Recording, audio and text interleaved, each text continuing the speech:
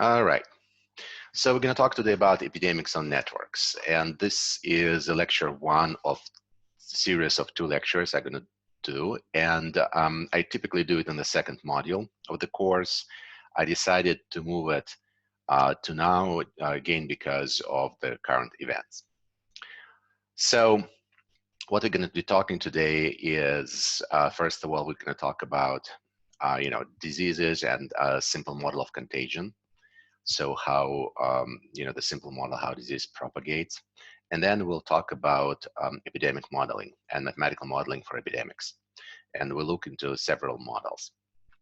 And the next lecture, it will be dedicated to applying this type of models to the network. And we'll see how the network structure, how it would change the behavior and the results of these models, and how sometimes networks prevent epidemic from spreading, and sometimes they actually help epidemics to spread faster. Depends on the network structure. So cannot start this discussion without taking a quick look at what's happening now in the world. And this is a coronavirus map of the world. And you can see there is like lots of cases around the world. More than 100 countries now have it. And it's growing and growing fast. In fact, if you look at this dashboard, and those of you who are interested or concerned, this dashboard is available live at Johns Hopkins University, and here is HTTP at the bottom. So this is what the totals look like for yesterday, and when I was preparing a lecture. And then I took yet another screenshot of the same dashboard today. So remember the numbers. Yesterday is 137,000. Today is 145,000 already. So there is a very, very fast growth around the world. And if you look at the picture, at this picture, the summary picture on the right, you realize that, yes, mainland China, we had a tremendous growth, and then growth slightly slowed. But in the rest of the world, this yellow line, there is a growth, and it's very, very fast exponential growth.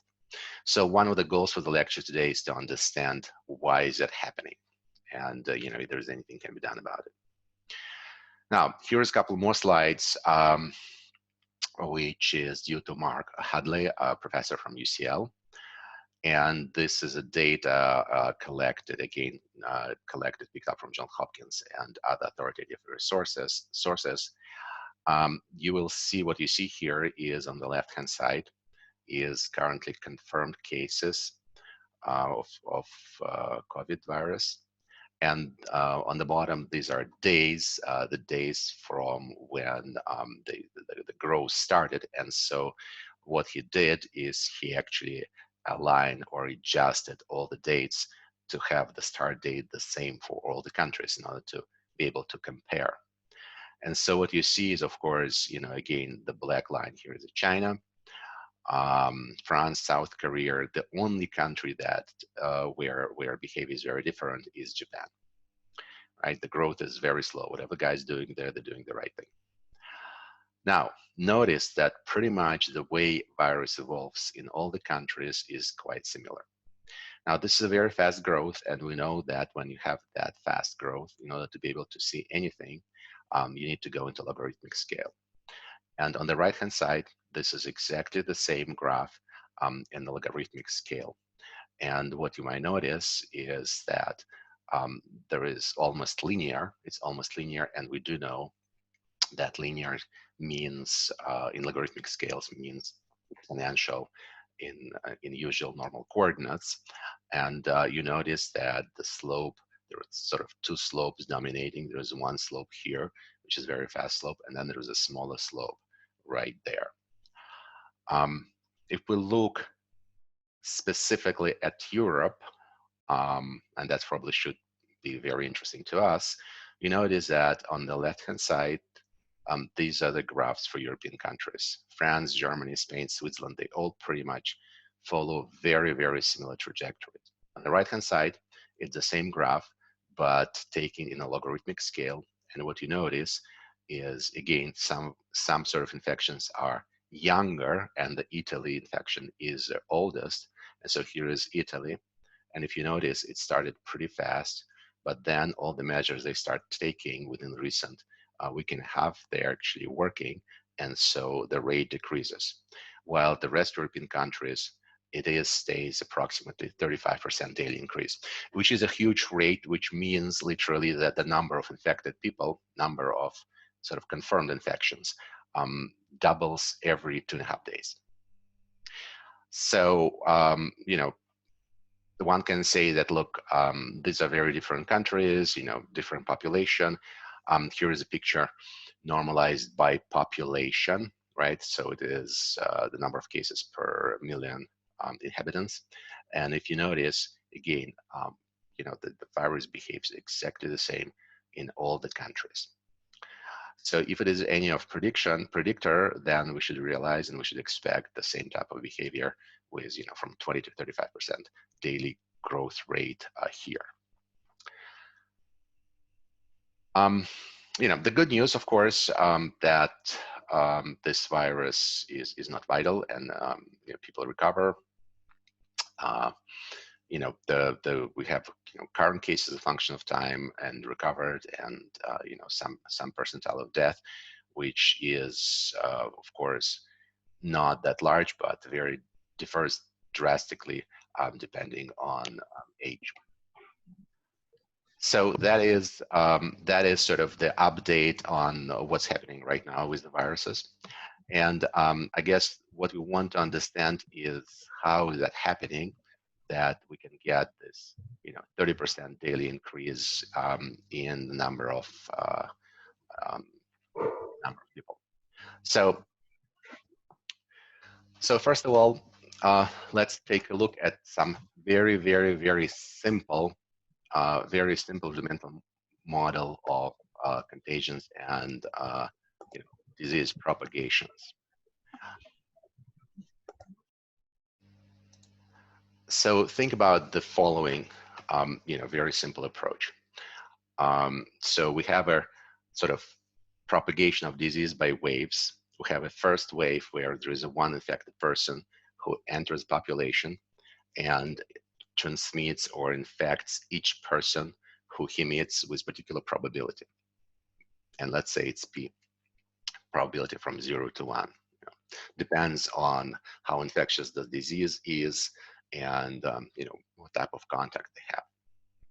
And suppose he meets on average K people while the person is contagious, right?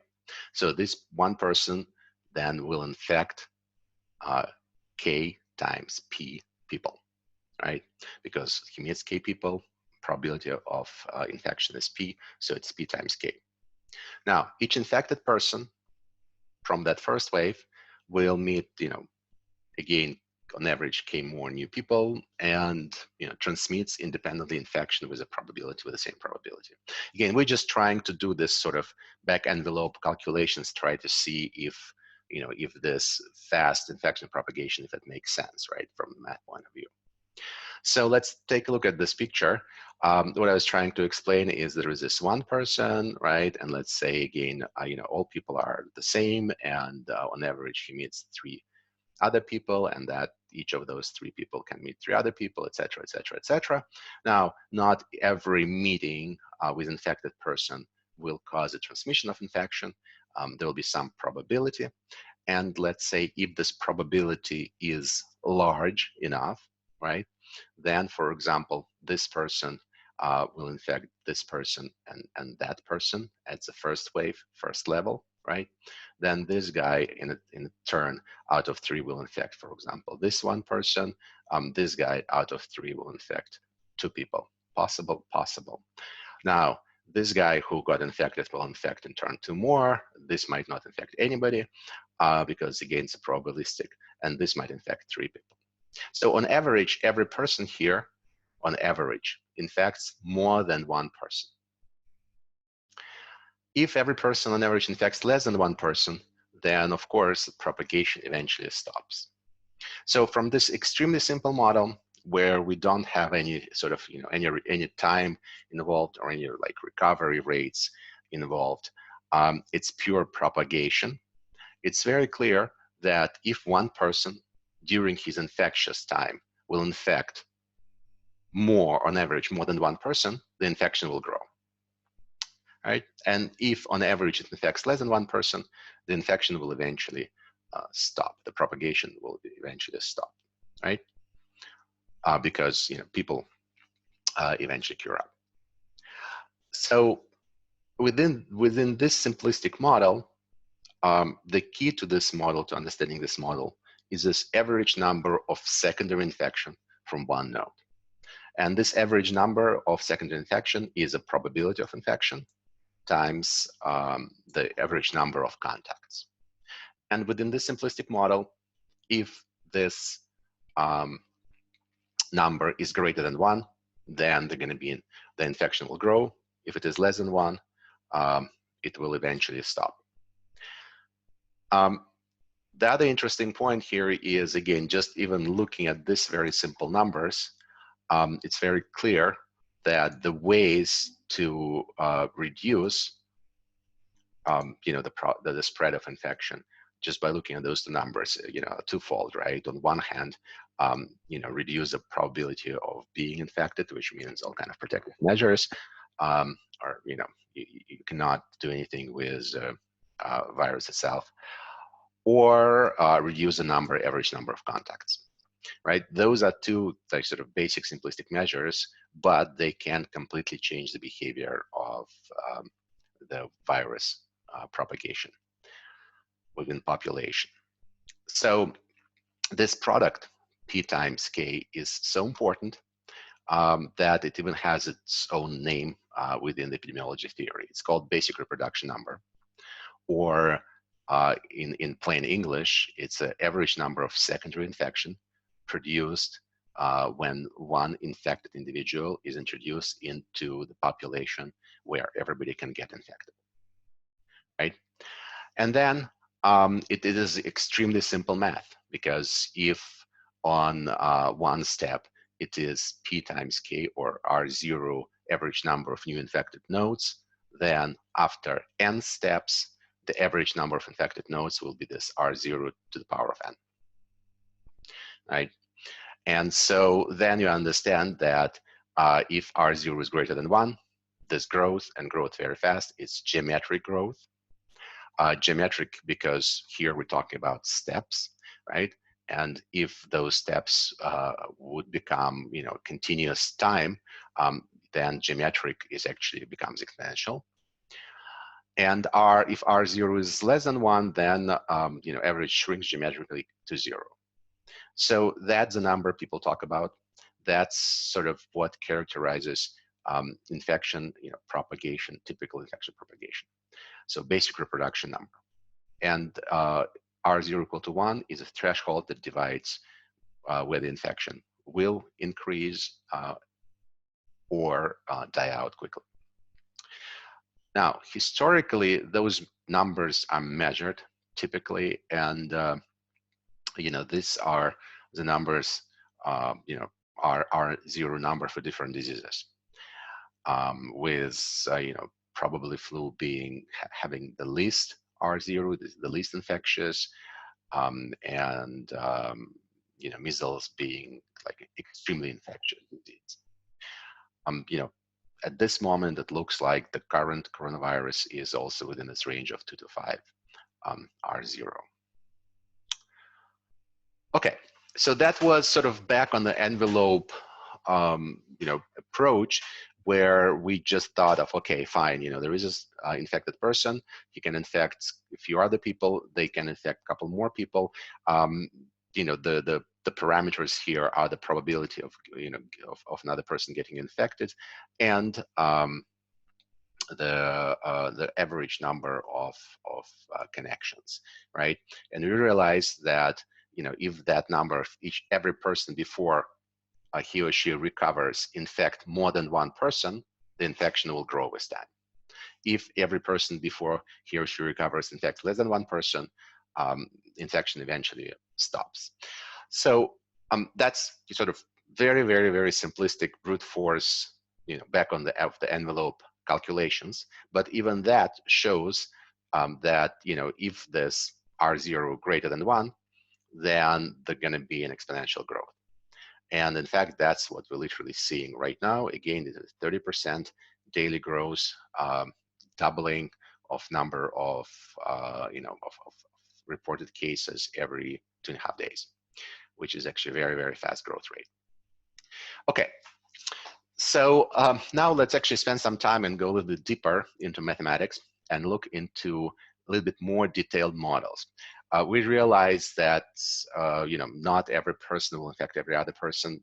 Then there is also different processes, right? It's people actually get recovered. They become immune to the disease. So there might be sort of, and then there is some dynamic, right? How disease actually spreads and changes in time. So in order to understand that, let's take a look at very basic models. These models were actually presented and developed by Kermack and McKendrick in 1927. So it's 100-year-old models, in fact.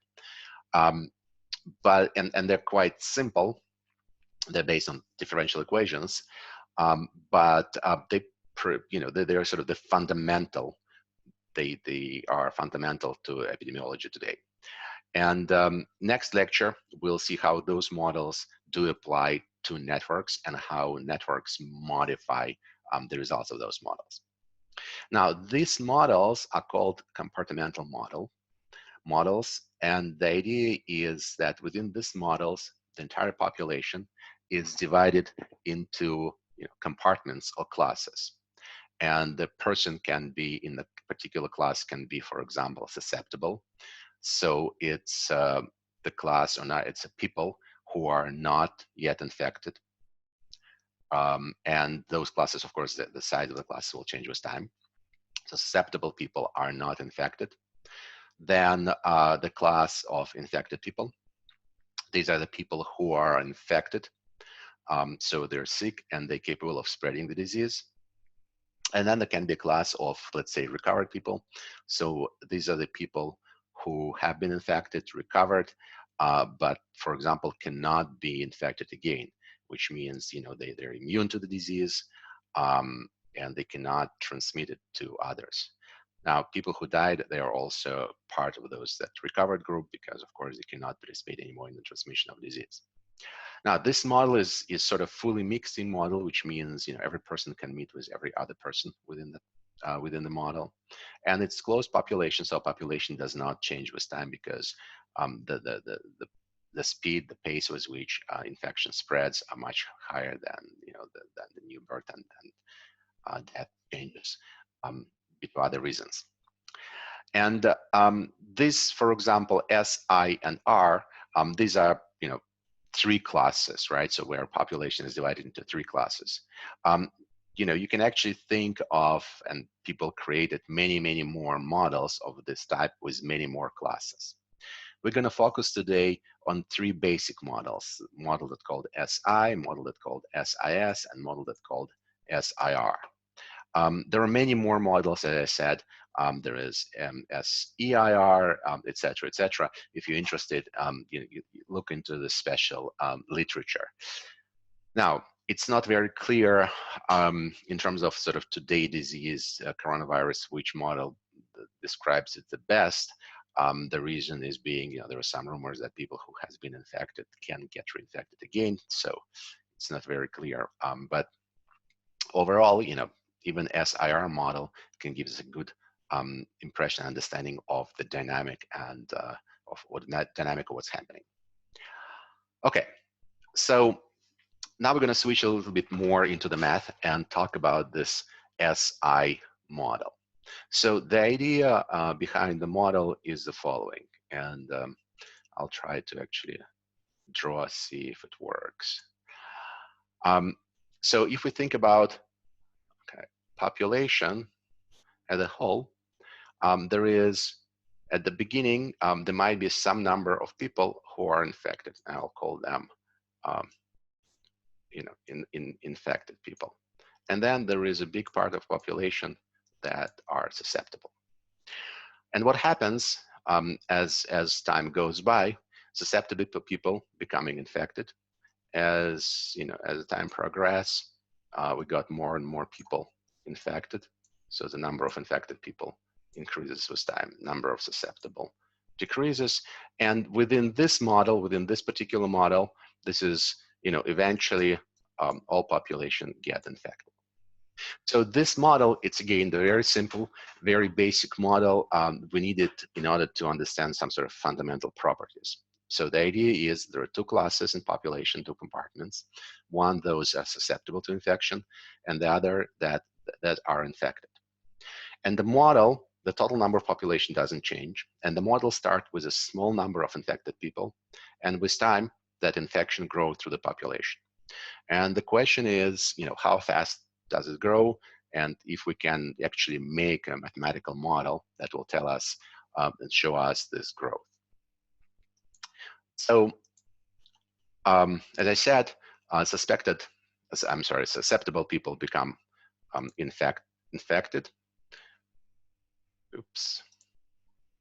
Susceptible people become infected, and the total number of people remains the same.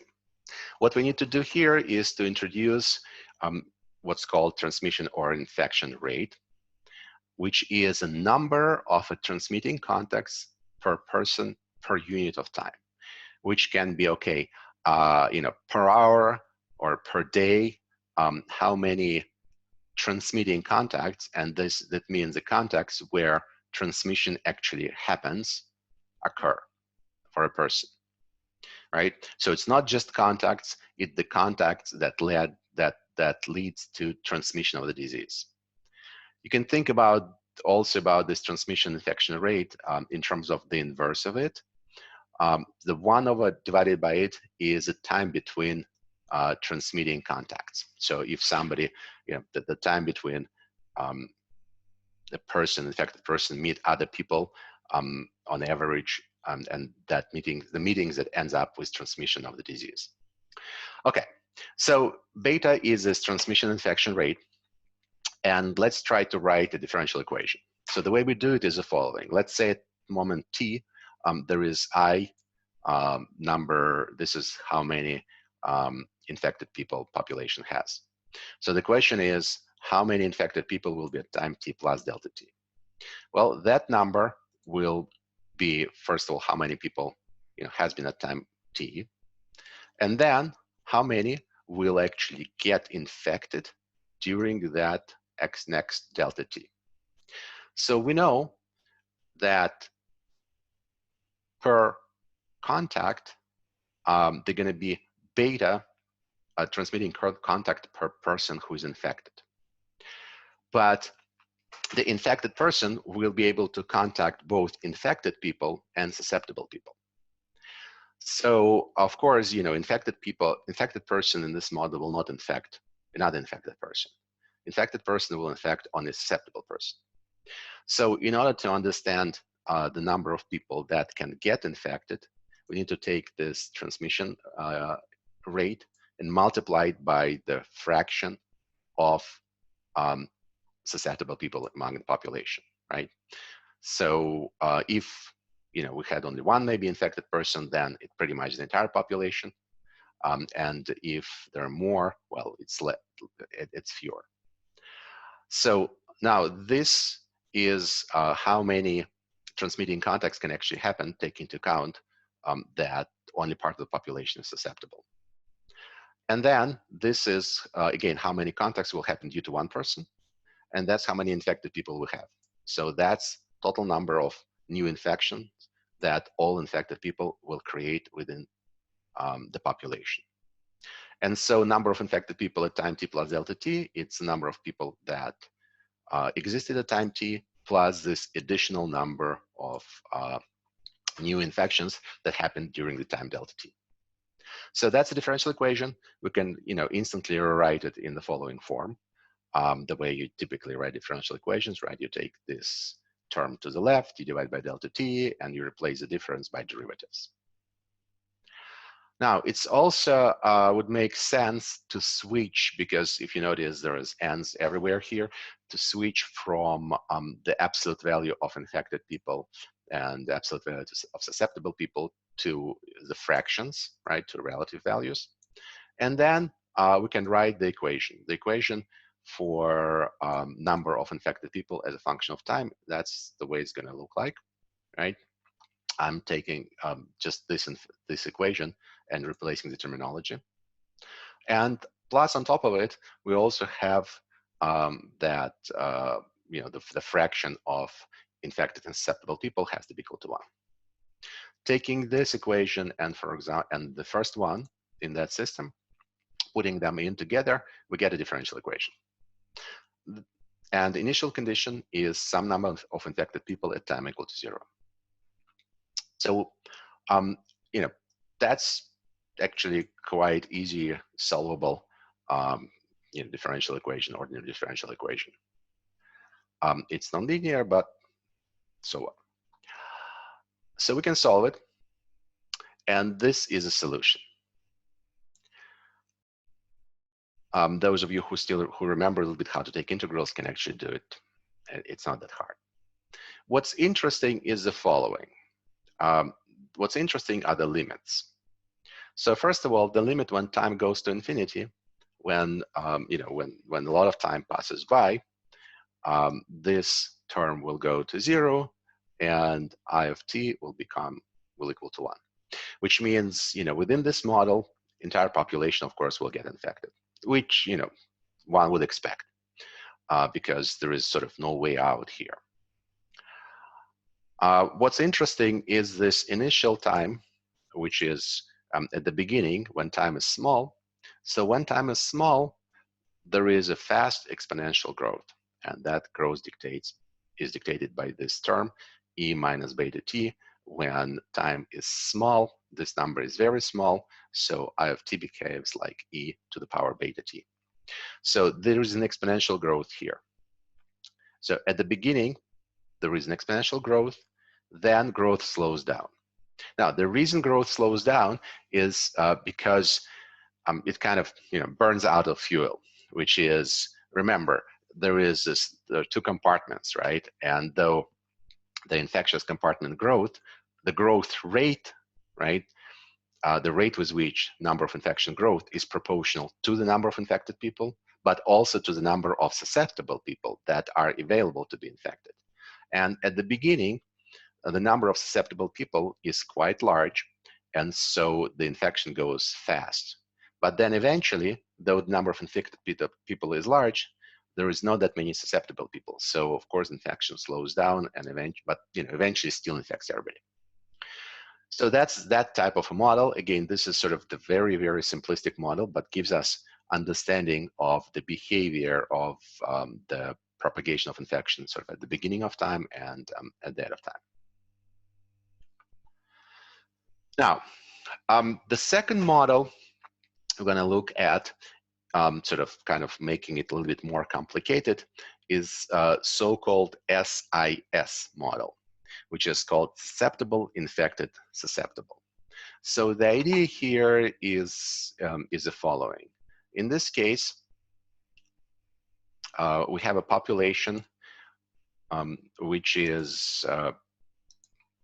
can be divided again into 2 classes, 2 compartments, infected and susceptible, right?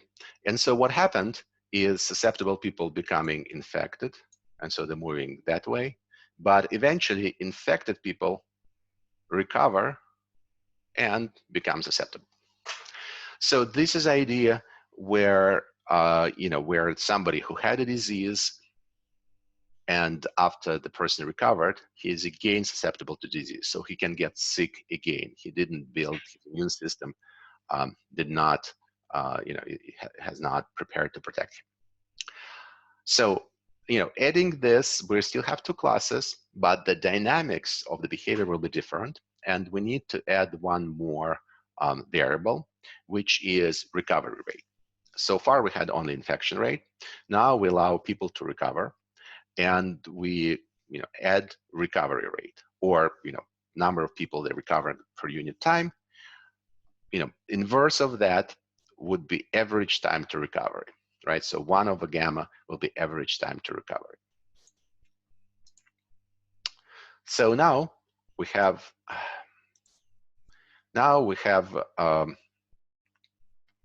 the two processes that happens. So we can look at, for example, number of infected people, how that how it changes with time. To do that is, we're not gonna go through the same sort of process as we did before, setting up differential equations, but I'll just explain the terms of the differential equation.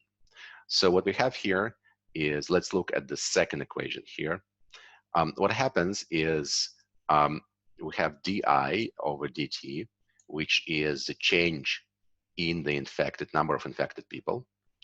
And so the number of infected people within this model, on one hand, increases due to infection of susceptible people, and that's exactly the same term, exactly the same sort of math as in the previous model. It is it's the fraction of infected people, fraction of susceptible people, and infection rate. So it comes here with a sign, with a plus sign.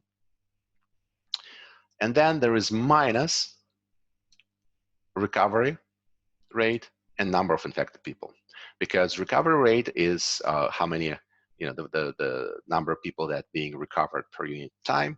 And so these are only infected people that are being recovered. And so if I want to calculate how many new infected people we got, it is those that got infected during this period of time and those that recovered from an infection during the same period of time. Again, the same way as before, we need to make sure that the fractions, of course, add up to 1, because that's all the people we have, and then we can form differential equation. Now it looks slightly different compared to the previous equation, and what you notice here is there's beta minus gamma. So it is the rate with which the infection happens minus the rate at which recovery happens. And so again, if you think about it, that makes sense, right? Because it should be interplay. The result of should depend on the interplay in between the rate with which people get infected and the rate at which people recover. So one can solve this equation also analytically, and this is the solution of this equation. This is what it looks like. Now, here, if you notice, the exponent is not beta anymore. It is beta minus gamma. So now it's two processes. It is infections and recovery. And depending on the ratio of this beta to gamma, we might have very, very different results. So first of all, at the beginning, when time equals close to 0, at the beginning of the process, of course, it's exponential growth. It's just exponential growth with slightly slower rate, because some people get infected, others get recovered. So the total number of infected people will grow with the rate beta minus gamma times t. So that's slower, good. What's happened as time goes to infinity? That depends on the ratio of beta and gamma. If beta greater than gamma, which means the infectious rate is greater than the recovery rate, that will create ultimately some constant fraction of the population that will remain sick. And if beta less than gamma, eventually the number of infection will go to 0. So now there's two very, very different cases. So two very, very different scenarios. These are the scenarios. So again, if beta greater than gamma, as time goes to infinity, we're going to see the fixed fraction of the population remain infected and sick. So the disease will persist within population. Now, there will be different people who are getting sick, other people will recover. So sometimes it might even think of like, sort of the flu that stays within population for quite a long time, where population do not get immune to it. and the same person can, get sick again. And so there is, 20–30% population that continuously sick with that disease. Now, if at some moment of time the recovery rate will exceed the infection rate, then that fraction of infected people will go down and the disease will go away. Today we're doing sort of more of mathematics. Next time we'll actually look at this, what it looks like with numerical simulation, right, on the modeling. So it will be more explicit what's happening. Finally, the third model, and this is the model which is probably, the most relevant to, to the coronavirus and to a lot of situations that we have in life, is SIR model. And quite often when you talk about, epidemiologic models, people will, have in mind actually this model, the SIR model. So what's SIR model? Well, the idea is, again, similar. So now we have 3 compartments. We have, infected people. Actually, let me put it here. We have, susceptible people. We have infected people. And then we have, recovered or removed people from population. So that's bad. So that's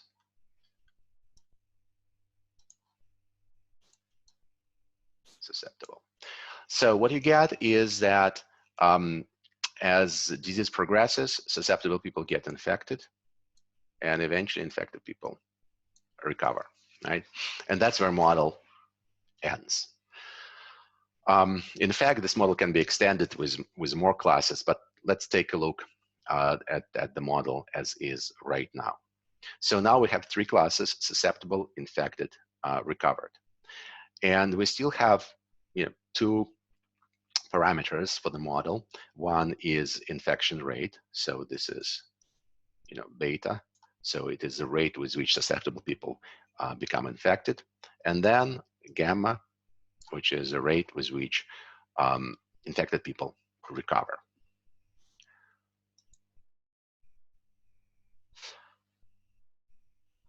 So let's look at the equations here.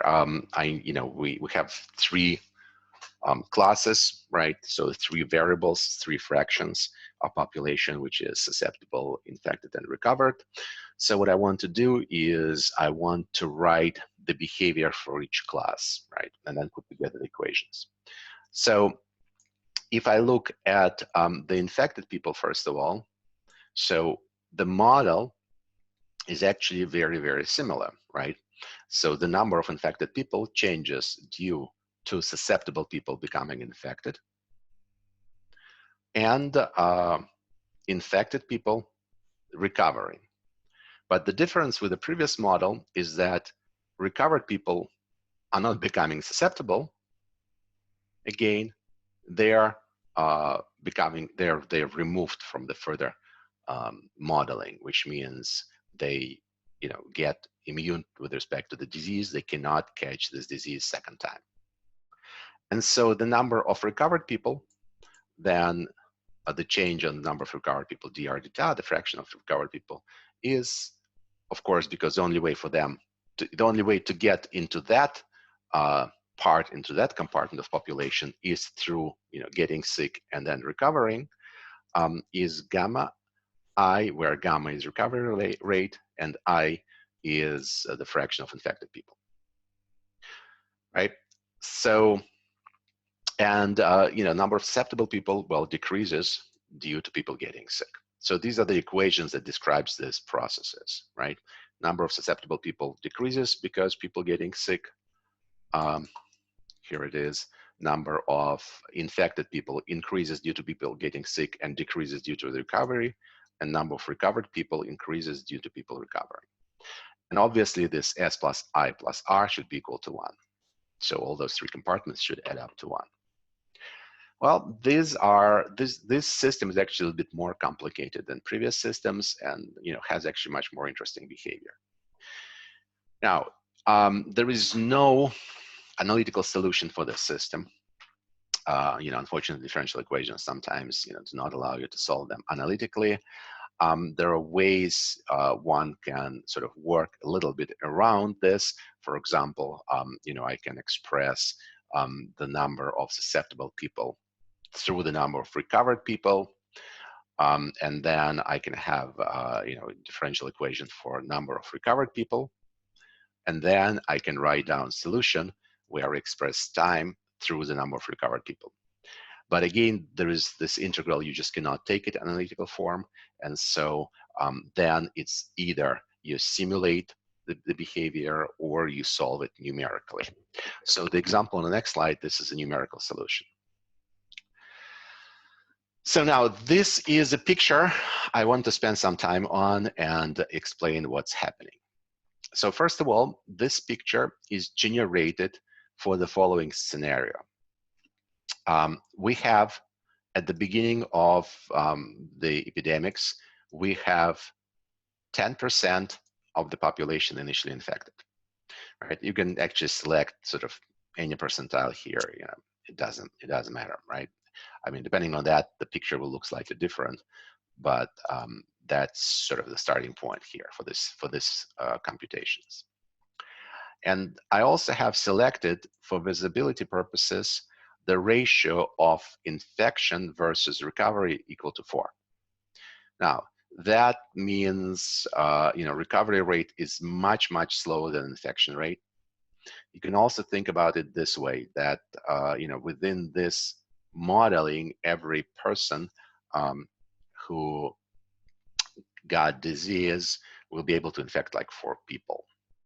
Right? That's sort of, remember, the gamma tells you gamma is inversely proportional to the time that it takes to recover. Beta is average time in between infecting people by one person. So the ratio gives you how many on average he will infect before recover. So that's actually a pretty sort of drastic situation, but I use it to just show you some properties of this model. So first of all, we have 3 curves here.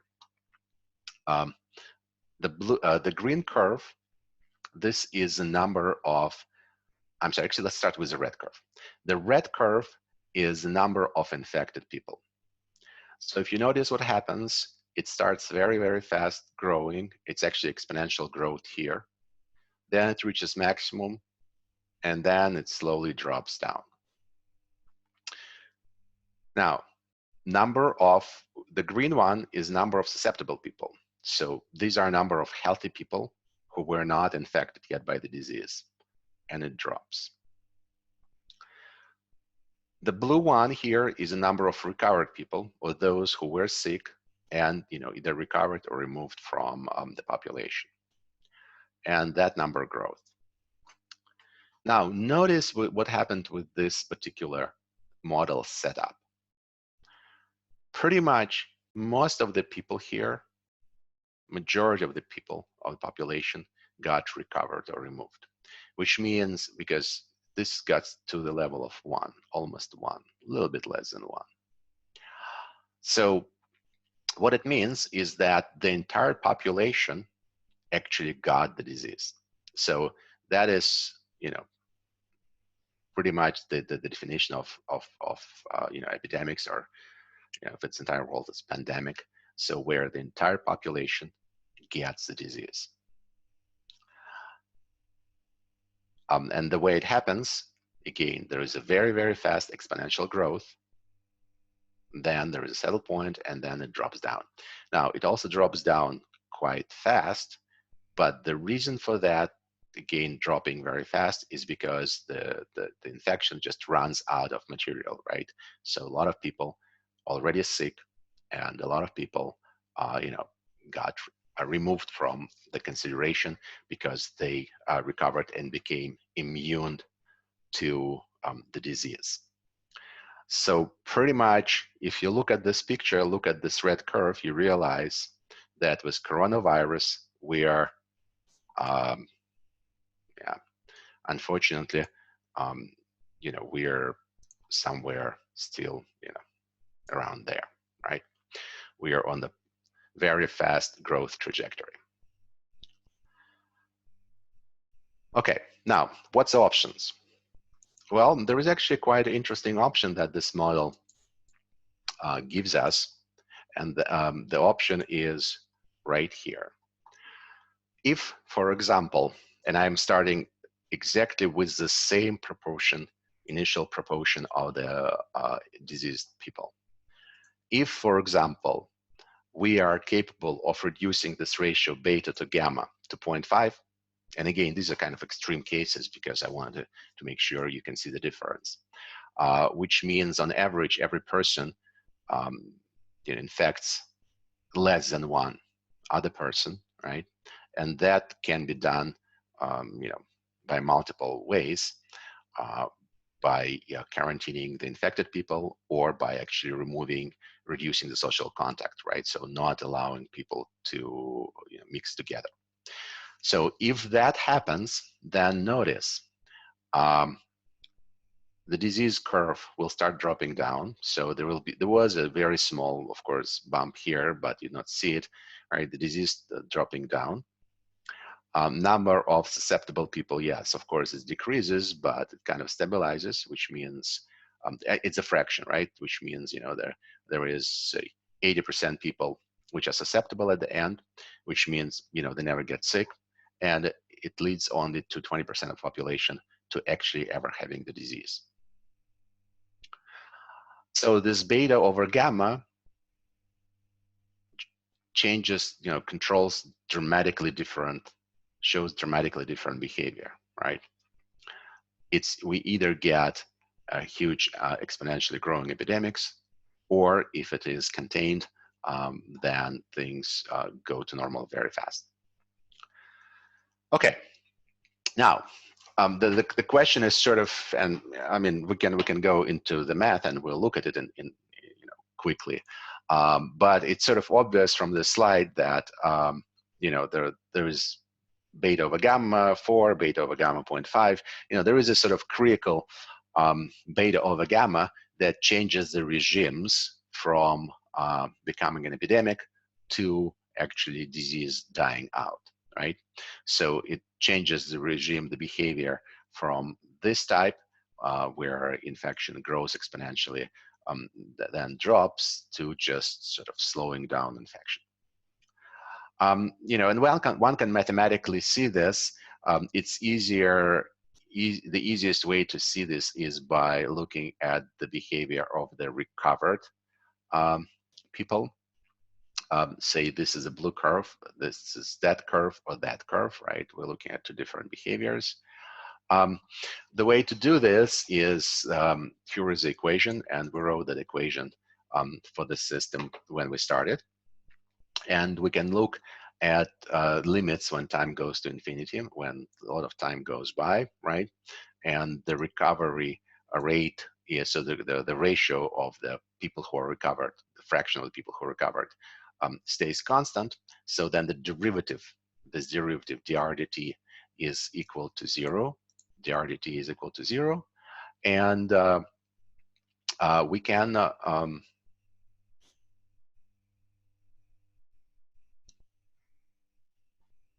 trying to make it, yeah.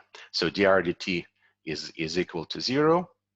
And if drdt is equal to 0, then this part of the equation is equal to 0. So we can write it the following way. Now, we can put in initial conditions that at the beginning there was almost no recovered person, the beginning where there were some number of infected people. So we can approximate S0 as almost being equal to 1. Again, we're trying to do some approximations here. And then we literally, what we need to do is, oh, and by the way, I remind you that beta over gamma is called R0. So what we need to do is to solve this equation. Now, again, for this equation, there is no closed form algebraic solution, but what we can do is we can see when this equation has a non-zero solution, right? And that's quite easy. Again, looking at this equation, realize that depending on this parameter R0, which is beta over gamma, the left-hand side and right-hand side can behave, the right-hand side behave differently. So if R0 is greater than 1, then this equation does not have a solution, non-zero, and if it's less than 1, it does. And so R0 equal to 1 is a critical point for this equation.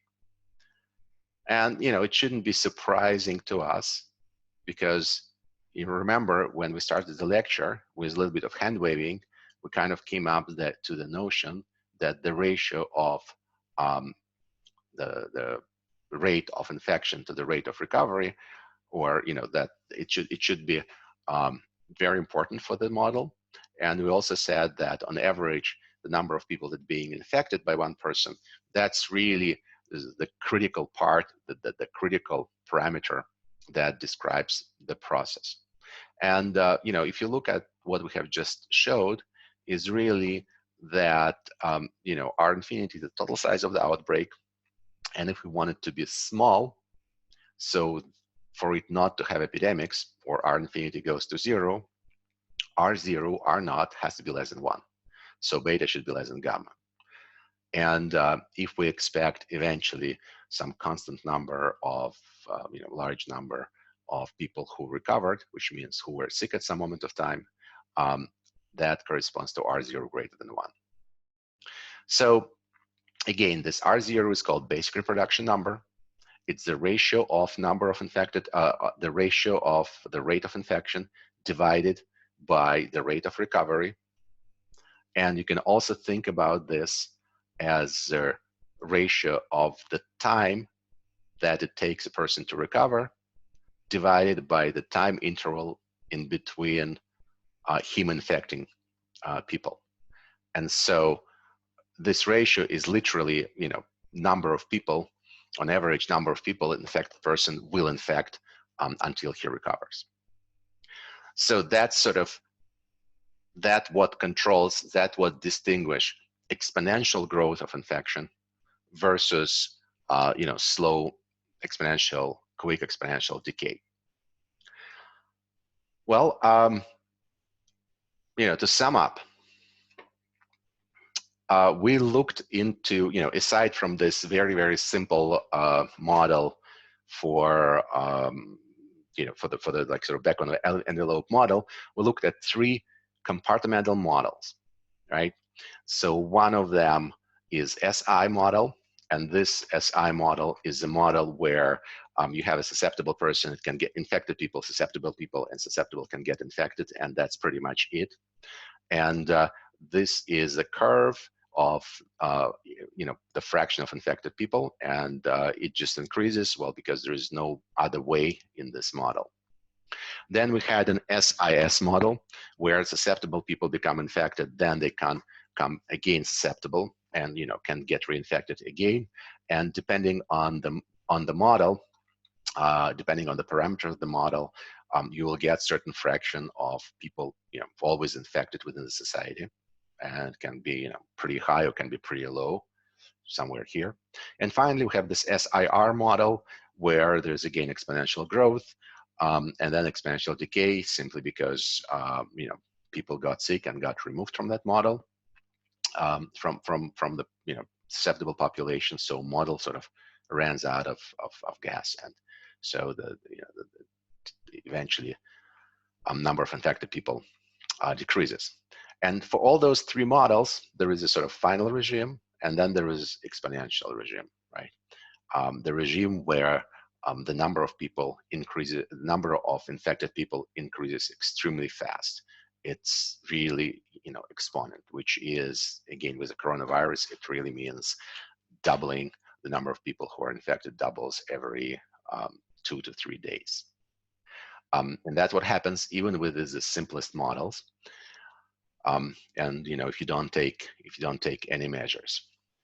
Now, we're going to talk next time from the point of view of networks theory. What can be done in terms of like communication and how to find out those infected nodes, and what can be done with that. But overall, there is this meme that goes across networks right now, which says flatten the curve, and that's what actually people mean, right? You just saw this picture on the previous slide, the picture of the infection, how fast it grows, right? This is an exponential growth. The question is if by taking certain measures, you can actually slow down the growth. Now, the areas under those two curves are pretty much the same, which means, in fact, that eventually the same number of people can get eventually infected and recover. But the question is that here it all happens very fast, and at the same time, here it's kind of happening slowly. And the major difference is because obviously, those people who get sick, some of them, and depending on the age, might require significant medical help. And the medical system just cannot handle that number of cases at the same time. So the point of this flattening the curve, it means slowing down the rate of infections such that with their health system capacity, it will not be overwhelmed, right? And will not be overflown. And honestly, at this moment, the ways to do this is literally, increasing social distancing, which means, doing what we're doing, doing telecommuting, doing teleworking, limiting all the gathering, reducing travel, right? This is probably the most efficient, and, for the majority of us, the only way we can try to help to reduce the rate of, of infection now. Okay. So to sum up, we talked about all those different models. In fact, these are kind of, these models are old news. It goes back to 1927. That's when sort of the main, sort of the fundamental work on this topic has been done. Of course, since then has been multiple works in mathematical epidemiology, and those compartmental models we talked about are extremely popular. There are in fact lots and lots of them with all kind of letters and different type of compartments. The later review, if some of you are interested, there is this Mathematics of Infectious Disease, the review in SIAM, the Society Industrial Applied Mathematics, the year 2000. And I'm sure there are plenty of information available online right now. Now, as I said, next time we're going to talk about the model and how those models, how they're being transformed, and how the result change when we start thinking about not about a complete mixing of population where everybody meets with everybody, but where we take into account the social network effect, the fact that there are some people are traveling more, other people more connected, less connected, etc., etc. So how that structure of the network affects those exponential growth. All right, and we're done with this lecture. And if you have questions, please go ahead. I was wondering if there's a popular graph theory related model for modeling epidemics. I already have studied a little bit about SIR, and I didn't know that ratio was called R0. So today's lecture was still interesting. But is there like a more graph theory related, like a graphical way to model? Well, I mean, there is, yeah, there is. That's what we're going to talk about a little bit next time. Is how to model all this, taking into account the network structure, right? So the graph and the networks, underlying networks. So how this, how infection propagates on the network, jumps from one node to another. So if that's what you mean. Yeah, I mean, something that's been interesting to me is more border closings and different Right. nations having it at different times. It's obviously because there's these between these edges at these Oh nodes yeah, and yeah, how yeah, that absolutely. works. Yeah, absolutely. We're going to talk about this next time. But I think if you're interested to look at this before it, Google or look for, epidemics propagation on networks or epidemics on graphs. Those would be the typical titles of the research that relates to it. But you're absolutely right that, when you look at the network and you, for example, find, edges with the highest between the centrality, right? Those that you need to cut in order to reduce spread of infection. You can also see that, for example, infection spreads extremely fast within tight clusters and much slower sort of in other cases. You will see that nodes with high degree centrality are extreme sort of spreaders of the infection, et cetera, et cetera.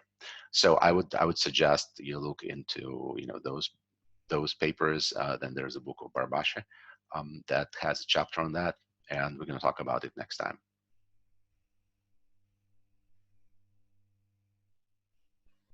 All right, guys. If there's no more questions, I don't see anything in chat, then we are done with this lecture. I hope it's recorded. Oh, actually, I do see something in the chat now. Oh, well, just thanks. All right. We're done with this lecture. I'm stopping the recording. I'll try to put this recording online over the weekend. All right. Stay healthy. Bye-bye now.